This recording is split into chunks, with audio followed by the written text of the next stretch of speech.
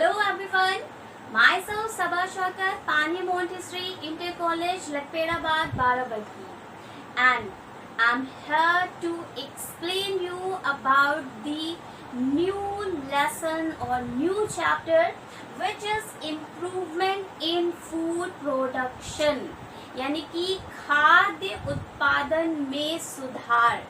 This is the very main chapter और इसमें से आपका 4 to 5 मार्क्स के क्वेश्चन जरूर आते हैं. बहुत ही इम्पोर्टेंट चैप्टर है और ये चैप्टर आपका न्यू इंक्लूडेड चैप्टर है जो कि आपका 2-3 साल से इंक्लूड हुआ है.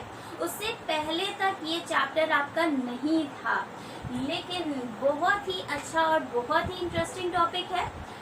बहुत सारे क्वेश्चंस आते हैं, जो बहुत सारे कंफ्यूजिंग क्वेश्चंस आते हैं, जिसके लिए हमें इसे अच्छे से प्रिपेयर करना बहुत ज़्यादा ज़रूरी है.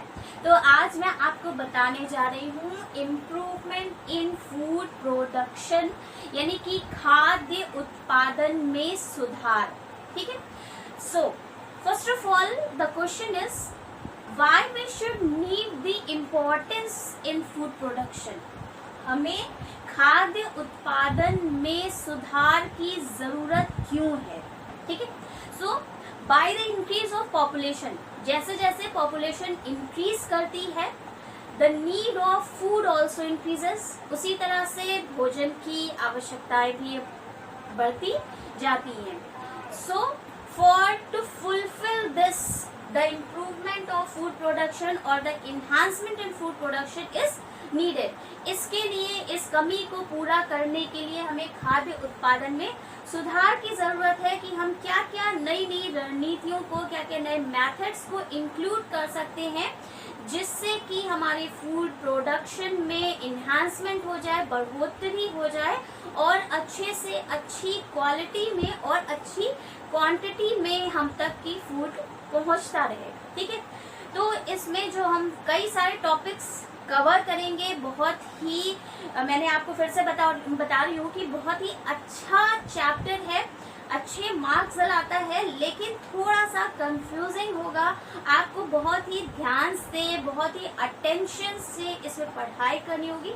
सो I want to super active all of you in the session. पहला हमारा जो टॉपिक उसमें होगा वो होगा animal husbandry. Okay. Animal husbandry, पशुपालन. सो अगर आपको किसी भी टॉपिक को समझना है, first of all split the word. जो भी आपका वर्ड है उसे स्प्लिट कर दीजिए और उसे मीनिंगफुल बनाने की कोशिश करिए. तो first of all animal husbandry. Husbandry किससे बना है? हस्बैंड. हस्बैंड से बना है. और हस्बैंड का क्या होता है, मतलब क्या होता है? जो केयर करे, यानी कि टू टेक केयर. ठीक है. तो हस्बैंड क्या हो गया? To take care. और हस्बेंड्री क्या हो गया? द प्रोसेस, यानी कि वह क्रिया. और हमें केयर किसकी करनी है? एनिमल्स की करनी है. तो एनिमल हस्बेंड्री क्या हो गया? The process in which we take care of animals is known as animal husbandry. वह क्रिया जिसमें हम पशुओं या जंतुओं की देखभाल और उनका रख रखाव करते हैं, उसे क्या कहते हैं? एनिमल हस्बेंड्री या पशुपालन कहते हैं. ठीक है. नेक्स्ट आप इसमें कई चीजें पढ़ेंगे. कौन कौन सी चीजें आप इसमें कवर करेंगे, कौन कौन से टॉपिक्स होंगे?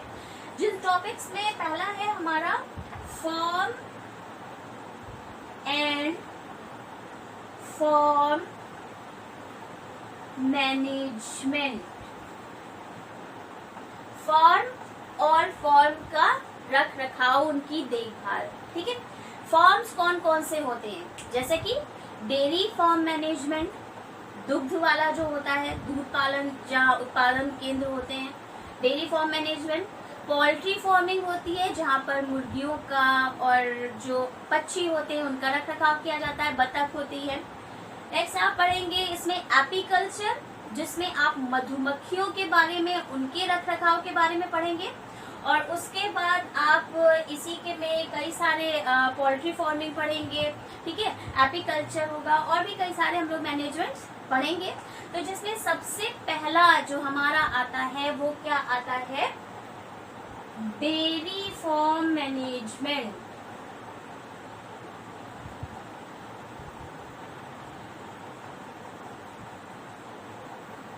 ठीक है, फर्स्ट क्या आ रहा है हमारा, डेयरी फार्म मैनेजमेंट।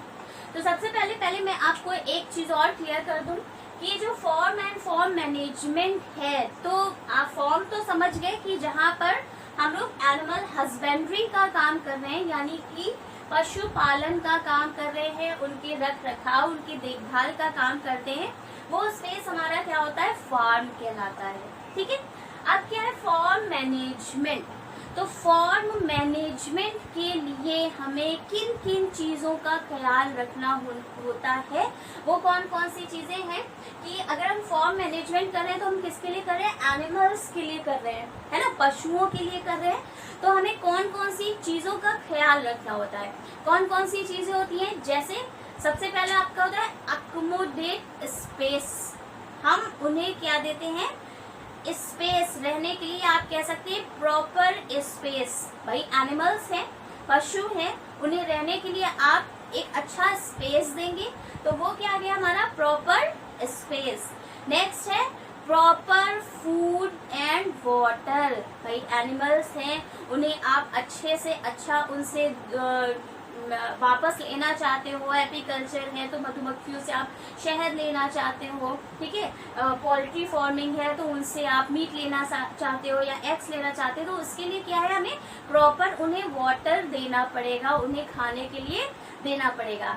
नेक्स्ट है वेटरनरी, और उनको जो सर्विसेज देनी पड़ेंगी, यानी कि अगर वो बीमार हो जाते हैं तो उन्हें अच्छे पशु चिकित्सक के पास ले जाने की जरूरत है, उन्हें वेटरनरी डॉक्टर्स के पास ले जाने की जरूरत होती है, यानी कि प्रॉपर हाइजीन। ठीक है, तो 3 चीजें हैं जो हमारी फार्म मैनेजमेंट के लिए जरूरी है। कौन कौन सी हैं, फर्स्ट है प्रॉपर स्पेस, सेकेंड है proper food and water, and third है प्रॉपर हाइजीन।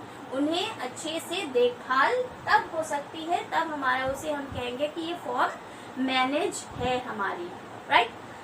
तो अब मैं आपको बताने जा रही हूँ डेयरी फार्म मैनेजमेंट।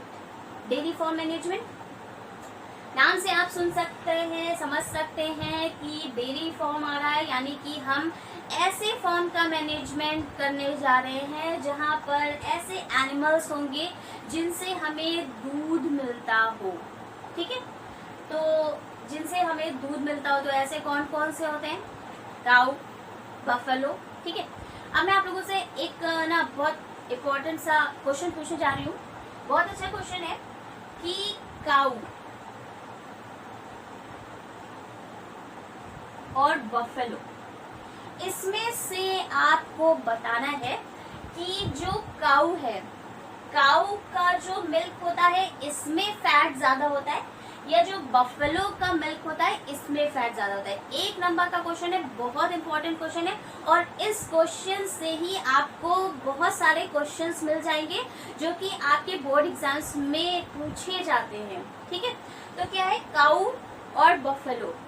काऊ और बफेलो, तो मैं आपको बता दूं कि जो बफेलो होता है इसके मिल्क में फैट ज्यादा होता है, जबकि काऊ में लो फैट होता है। ठीक है, काऊ के मिल्क में जो विटामिन ए है वो काऊ के मिल्क में ज्यादा पाया जा रहा होता है, बहुत ज्यादा पाया जा रहा होता है। ठीक है, तो अब अगर आपसे एक क्वेश्चन पूछा जाए कि अगर किसी बच्चे को आपको फैटी करना है तो उसके लिए आपको किसके मिल्क उसे देना चाहिए, तो क्या होगा, बफेलो का। और जिनकी आंखों की कुछ प्रॉब्लम होती है, आईसाइट वीक होती है, उन्हें काऊ का मिल्क लेना चाहिए, क्योंकि उसमें क्या होता है, विटामिन ए पाया जा रहा होता है। ठीक है, और इसकी पहचान करना भी बहुत ही इजी होता है, बहुत ही इजीली पहचान कर सकते हैं कि कौन सा मिल्क जो है वो काऊ का है, कौन सा बफेलो का है। काऊ का जो मिल्क होता है वो हल्का सा क्रीमिश कलर में होता है, और इसका जो घी निकलता है वो गोल्डन कलर का घी निकलता है, जबकि जो बफेलो का आप देखेंगे तो इसमें जो मिल्क होता है वो बिल्कुल वाइट, प्योर वाइट कलर का होगा, और इसका जो घी निकलता है वो भी आपका वाइट कलर में होता है। ठीक है,